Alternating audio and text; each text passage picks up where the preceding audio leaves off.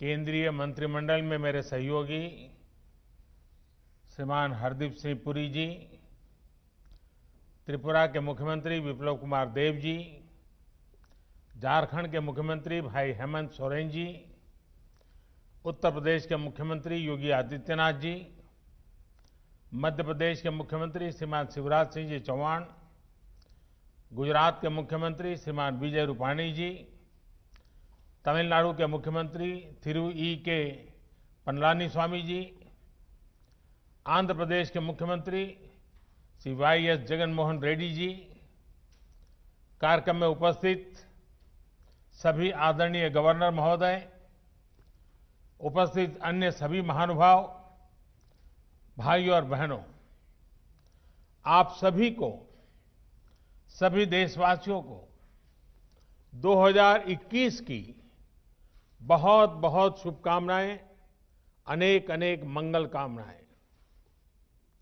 आज नई ऊर्जा के साथ, नए संकल्पों के साथ और नए संकल्पों को सिद्ध करने के लिए तेज गति से आगे बढ़ने का आज शुभारंभ है। आज गरीबों के लिए, मध्यम वर्ग के लिए, घर बनाने के लिए नई टेक्नोलॉजी देश को मिल रही है। तकनीकी भाषा में आप इसे लाइट हाउस प्रोजेक्ट कहते हैं। मैं मानता हूं ये 6 प्रोजेक्ट वाकई लाइट हाउस, प्रकाश स्तंभ की तरह है। ये 6 लाइट हाउस प्रोजेक्ट देश में हाउसिंग कंस्ट्रक्शन को नई दिशा दिखाएंगे। देश के पूर्व, पश्चिम, उत्तर, दक्षिण हर क्षेत्र से राज्यों का इस अभियान में जुटना कोऑपरेटिव फेडरलिज्म की हमारी भावना को और मजबूत कर रहा है। साथियों, ये लाइट हाउस प्रोजेक्ट अब देश के काम करने के तौर तरीकों का भी एक उत्तम उदाहरण है। हमें इसके पीछे जो बड़े विजन को भी समझना होगा। एक समय में आवास योजनाएं केंद्र सरकारों की प्राथमिकता में उतनी नहीं थी जितनी होनी चाहिए। सरकार घर निर्माण की बारीकियों और क्वालिटी पर नहीं जाती थी, लेकिन हमें पता है बिना काम के विस्तार में ये जो बदलाव किए गए हैं, अगर ये बदलाव न होते कितना कठिन होता। आज देश ने एक अलग अप्रोच चुनी है, एक अलग मार्ग अपनाया है। साथियों, हमारे यहां ऐसी कई चीजें हैं जो प्रक्रिया में बदलाव किए बिना ऐसे ही निरंतर चलती जाती है, चलता है, होने दो। हाउसिंग से जुड़ा मामला भी बिल्कुल ऐसा ही रहा है। हमने इसको बदलने की ठानी। हमारे देश को बेहतर टेक्नोलॉजी क्यों नहीं मिलनी चाहिए? हमारे गरीब को लंबे समय तक ठीक रहने वाले घर क्यों नहीं मिलने चाहिए? हम जो घर बनाते हैं वो तेजी से पूरे क्यों ना हो? सरकार के मंत्रालयों के लिए ये जरूरी है कि वो बड़े और सुस्त स्ट्रक्चर जैसे ना हो, बल्कि स्टार्टअप की तरह चुस्त भी हो और दुरुस्त भी होने चाहिए। इसके लिए हमने ग्लोबल हाउसिंग टेक्नोलॉजी चैलेंज का आयोजन किया और दुनिया भर की अग्रणी कंपनियों को हिंदुस्तान में निमंत्रित किया। मुझे खुशी है कि दुनिया भर की 50 से ज्यादा इनोवेटिव कंस्ट्रक्शन टेक्नोलॉजी ने इस समारोह में हिस्सा लिया, इस स्पर्धा में हिस्सा लिया। इस ग्लोबल चैलेंज से हमें नई टेक्नोलॉजी को लेकर इनोवेट और इंक्यूबेट करने का स्कोप मिला है। इसी प्रक्रिया के अगले चरण में अब आज से अलग अलग साइट्स पर 6 लाइट हाउस प्रोजेक्ट का काम शुरू हो रहा है।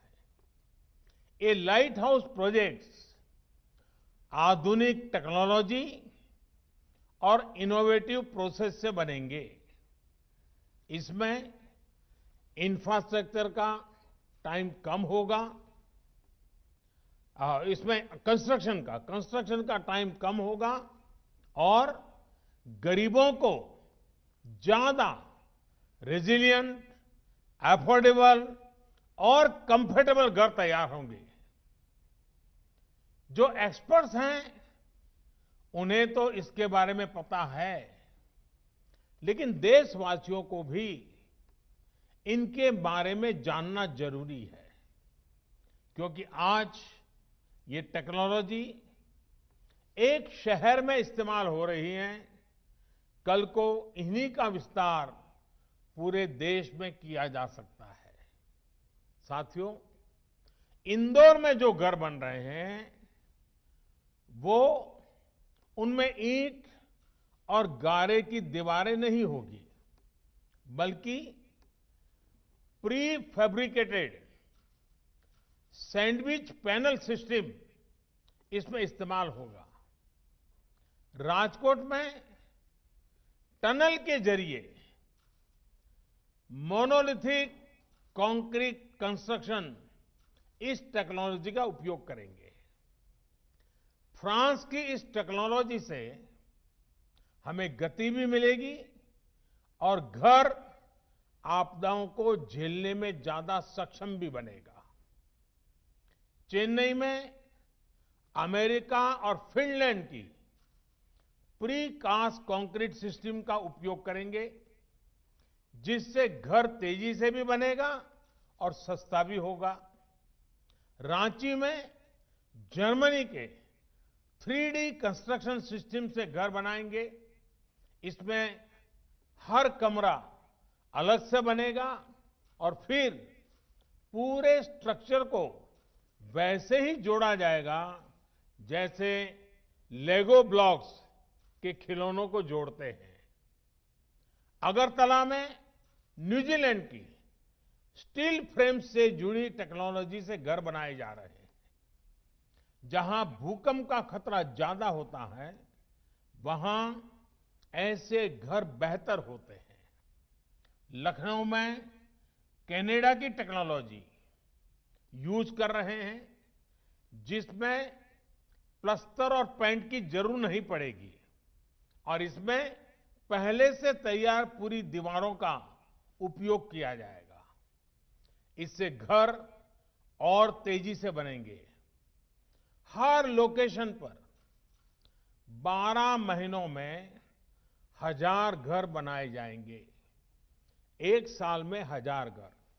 इसका मतलब ये हुआ कि प्रतिदिन 2.5 से 3 घर बनाने की एवरेज आएगी।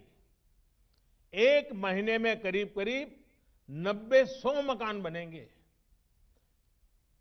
और साल भर में 1000 मकान बनाने का लक्ष्य है। अगली 26 जनवरी के पहले इस काम में ये सफलता पाने का इरादा है।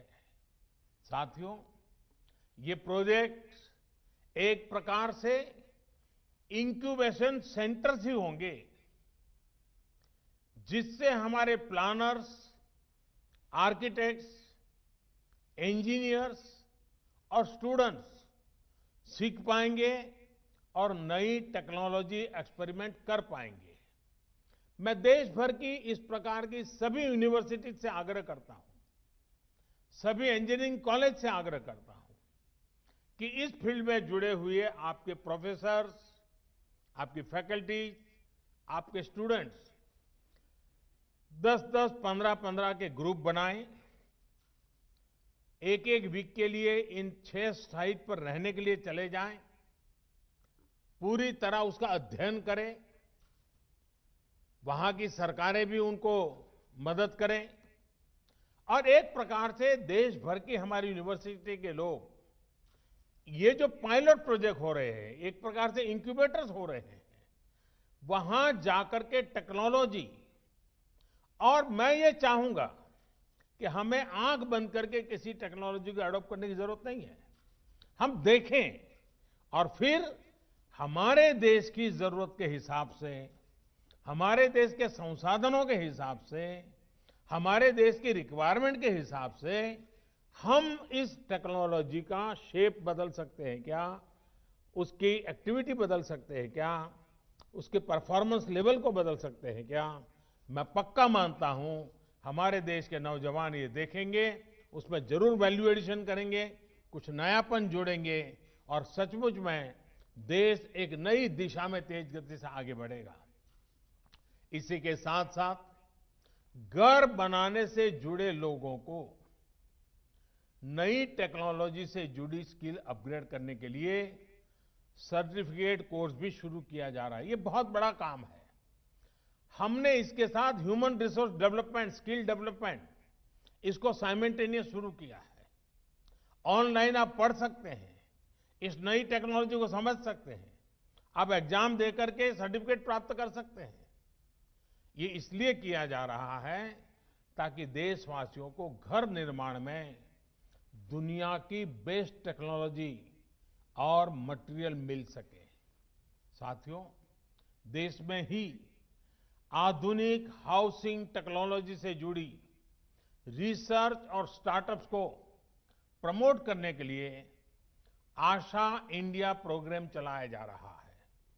इसके माध्यम से भारत में ही 21वीं सदी के घरों के निर्माण की नई और सस्ती टेक्नोलॉजी विकसित की जाएगी। इस अभियान के तहत 5 सर्वश्रेष्ठ तकनीकों को चयन भी किया गया है। अभी मुझे बेहतरीन कंस्ट्रक्शन टेक्नोलॉजी पर आधारित किताब और ऑनलाइन सर्टिफिकेट कोर्स नवरीति, इससे जुड़ी पुस्तकों के विमोचन का भी अवसर मिला। इनसे जुड़ी सभी साथियों को भी इस एक प्रकार से होलिस्टिक अप्रोच के लिए मैं सभी साथियों को बहुत बहुत बधाई देता हूं। साथियों, शहर में रहने वाले गरीब हो या फिर मध्यम वर्ग के, उन सब से और इन सब का एक सबसे बड़ा सपना क्या होता है?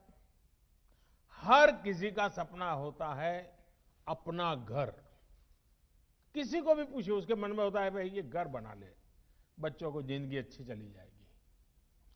वो घर जिसमें उनकी खुशियां जुड़ी होती हैं, सुख दुख जुड़े होते हैं, बच्चों की परवरिश जुड़ी होती है, मुश्किल के समय एक गारंटी भी जुड़ी होती है कि चलो कुछ नहीं है तो ये अपना घर तो है ही है। लेकिन बीते वर्षों में अपने घर को लेकर लोगों का भरोसा टूटता जा रहा था। जीवन भर की पूंजी लगाकर घर खरीद तो लिया, पैसे तो जमा कर दिए, लेकिन घर कागज पर ही रहता था। घर मिल जाएगा इसका भरोसा नहीं रह गया था। कमाई होने के बावजूद भी अपनी जरूरत भर का घर खरीद पाएंगे, इसका भरोसा भी डगमगा गया था। वजह क्योंकि कीमतें इतनी ज्यादा हो गई थी। एक और भरोसा जो टूट गया था वो ये कि क्या कानून हमारे साथ देगा कि नहीं देगा। अगर बिल्डर के साथ कोई झगड़ा हो गया, मुसीबत आ गई, तो ये भी एक चिंता का विषय था। हाउसिंग सेक्टर की ये स्थिति हो गई थी कि किसी गड़बड़ी की स्थिति में सामान्य व्यक्ति को ये भरोसा ही नहीं था कि कानून उसके साथ खड़ा होगा। और साथियों, इन सब से वो किसी तरह निपटकर आगे बढ़ना भी चाहता था। तो बैंक की ऊंची ब्याज, कर्ज मिलने में होने वाली मुश्किलें उसके और इन सपनों को फिर एक बार नीचे पस्त कर देती थी। आज मुझे संतोष है कि बीते 6 वर्षों में देश में जो कदम उठाए गए हैं उसने एक सामान्य मानवी का, खास करके मेहनतकश मध्यम वर्गीय परिवार का ये भरोसा लौटाया है कि उसका भी अपना घर हो सकता है, अपना मालिकी का घर हो सकता है। अब देश का फोकस है गरीब और मध्यम वर्ग की जरूरतों पर। अब देश ने प्राथमिकता दी है शहर में रहने वाले लोगों की संवेदनाओं को, उनकी भावनाओं को। प्रधानमंत्री आवास योजना के तहत शहरों में बहुत ही कम समय में लाखों घर बनाकर दिए जा चुके हैं। लाखों घरों के निर्माण का काम जारी भी है। साथियों, अगर हम पीएम आवास योजना के तहत बनाए गए लाखों घरों के काम पर नजर डालें तो उसमें इनोवेशन और इम्प्लीमेंटेशन दोनों पर फोकस मिलेगा। बिल्डिंग मटेरियल से में स्थानीय जरूरतों और घर के मालिक की अपेक्षाओं के अनुसार इनोवेशन नजर आएगा। घर के साथ साथ दूसरी योजनाओं को भी एक पैकेज के रूप में इससे जोड़ा गया है। इससे जो गरीब को घर मिल रहा है उसमें पानी, बिजली, गैस, ऐसी जो उसकी आवश्यक सुविधाएं हैं, ऐसी अनेक सुविधाएं सुनिश्चित की जा रही हैं। इतना ही नहीं, पारदर्शिता सुनिश्चित करने के लिए हर घर की जियो टैगिंग की जा रही है।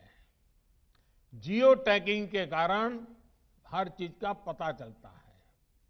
इसमें भी टेक्नोलॉजी का पूरा इस्तेमाल किया जा रहा है। घर निर्माण के हर स्टेज की तस्वीर वेबसाइट पर अपलोड करनी पड़ती है। घर बनाने के लिए जो सरकारी मदद है वो सीधे लाभार्थी के बैंक खाते में भेजी जाती है। और मैं राज्यों का भी आभार व्यक्त करूंगा क्योंकि इसमें वो भी बहुत सक्रियता से साथ चल रहे हैं। आज कई राज्यों को इसके लिए सम्मानित करने का भी मुझे सौभाग्य मिला है। मैं इन राज्यों को जो विजयी हुए हैं, जो आगे बढ़ने के लिए मैदान में आए हैं, उन सभी राज्यों को विशेष रूप से बधाई देता हूं। साथियों, सरकार के प्रयासों का बहुत बड़ा लाभ शहरों में रहने वाले मध्यम वर्ग को हो रहा है। मध्यम वर्ग को अपने पहले घर के लिए एक तय राशि के होम लोन पर ब्याज में छूट दी जा रही है। अभी कोरोना संकट के दौरान भी सरकार ने होम लोन पर ब्याज में छूट की विशेष योजना शुरू की। मध्यम वर्ग के साथियों के जो घर बरसों से अधूरे पड़े थे, उनके लिए 25,000 करोड़ रुपए का विशेष फंड भी बनाया गया है। साथियों, इन सारे फैसलों के साथ ही लोगों के पास अब रेरा जैसा कानून की शक्ति भी है। रेरा ने लोगों में ये भरोसा लौटाया है कि जिस प्रोजेक्ट में वो पैसा लगा रहे हैं वो पूरा होगा, उनका घर अब फंसेगा नहीं। आज देश में लगभग 60,000 रियल एस्टेट प्रोजेक्ट्स रेरा के तहत रजिस्टर्ड है। इस कानून के तहत हजारों शिकायतों का निपटारा किया जा चुका है, यानी हजारों परिवारों को उनका घर मिलने में मदद मिली है। साथियों, हाउसिंग फॉर ऑल यानी सबके लिए घर, इस लक्ष्य की प्राप्ति के लिए जो चौतरफा काम किया जा रहा है, वो करोड़ों गरीबों और मध्यम वर्ग परिवारों के जीवन में बड़े परिवर्तन ला रहा है। ये घर गरीबों के आत्मविश्वास को बढ़ा रहे हैं। ये घर देश के युवाओं के सामर्थ्य को बढ़ा रहे हैं। इन घरों की चाबी से कई द्वार एक साथ खुल रहे हैं। जब किसी को घर की चाबी मिलती है ना, तब वो दरवाजा या चार दीवार इतना तक नहीं होता है। जब घर की चाबी हाथ आती है तो एक सम्मानपूर्ण जीवन का द्वार खुल जाता है, एक सुरक्षित भविष्य का द्वार खुलता है। जब घर के मकान के मालिकी का हक आ जाता है, चाबी मिलती है, तब बचत का भी द्वार खुलता है, अपने जीवन के विस्तार का द्वार खुलता है। 5-25 लोगों बीच में, समाज में, ज्ञाति में, बिरादरी में एक नई पहचान का द्वार खुल जाता है, एक सम्मान का भाव लौट आता है, आत्मविश्वास पनपता है। ये चाबी लोगों के विकास का, उनकी प्रगति का द्वार भी खोल रही है। इतना ही नहीं, ये चाबी भले ही दरवाजे की चाबी होगी, लेकिन वो दिमाग के भी वो ताले खोल देती है, जो नए सपने संजोने लग जाता है, नए संकल्प से की ओर बढ़ चलता है और जीवन में कुछ करने के सपने नए तरीके से बुनने लग जाता है। इस चाबी की इतनी ताकत होती है। साथियों, पिछले साल कोरोना संकट के दौरान ही एक और बड़ा कदम भी उठाया गया है। ये कदम है एफोर्डेबल रेंटल हाउसिंग कॉम्प्लेक्स। ये योजना, इस योजना का लक्ष्य हमारे वो श्रमिक साथी हैं जो एक राज्य से दूसरे राज्य में या फिर गांव से शहर आते हैं। कोरोना के पहले तो हमने देखा था कि कुछ जगह से अन्य राज्य से आए लोगों के लिए अनाप शनाप कभी कभी बातें बोली जाती थी, उनको अपमानित किया जाता था। लेकिन कोरोना के समय सारे मजदूर अपने अपने यहां वापस गए तो बाकियों को पता चला कि इनके बिना जिंदगी जीना कितना मुश्किल है, कारोबार चलाना कितना मुश्किल है, उद्योग धंधे चलाना कितना मुश्किल है। और हाथ पैर जोड़ करके लोग लगे, वापस आओ, वापस आओ। कोरोना ने हमारे श्रमिकों के सामर्थ्य को, सम्मान को, जो लोग स्वीकार नहीं करते थे, उनको स्वीकार करने के लिए मजबूर कर दिया। हमने देखा है कि शहरों में हमारे श्रमिक बंधुओं को उचित किराए पर मकान उपलब्ध नहीं हो पाते। इसके कारण छोटे छोटे कमरे में बड़ी संख्या में श्रमिकों को रहना पड़ता है। इन जगहों पर पानी, बिजली, टॉयलेट से लेकर अस्वच्छता, ऐसी अनेक समस्याएं भरी पड़ी रहती है। राष्ट्र की सेवा में अपना श्रम लगाने वाले ये सभी साथी गरिमा के साथ जीवन जिए, ये भी हम सभी देशवासियों का दायित्व है। इसी सोच के साथ सरकार उद्योगों के साथ और दूसरे निवेशकों के साथ मिलकर उचित किराए वाले घरों का निर्माण करने पर बल दे रही है। कोशिश ये भी है कि आवास उसी इलाके में हो जहां वो काम करते हैं। साथियों, रियल एस्टेट सेक्टर को प्रोत्साहित करने के लिए भी निरंतर निर्णय लिए जा रहे हैं। खरीदारों में उत्साह बढ़ाने के लिए घरों पर लगने वाले टैक्स को भी बहुत कम किया जा रहा है। सस्ते घरों पर जो टैक्स पहले 8% लगा करता था, वो अब सिर्फ 1% है। वहीं सामान्य घरों पर लगने वाले 12% टैक्स की जगह अब सिर्फ 5% जीएसटी लिया जा रहा है।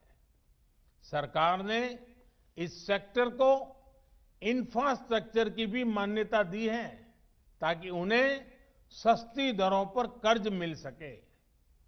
साथियों, बीते सालों में जो रिफॉर्म्स किए गए हैं, उसमें कंस्ट्रक्शन परमिट को लेकर 3 साल में ही हमारी रैंकिंग 185 से सीधी 27 पर आ पहुंची है।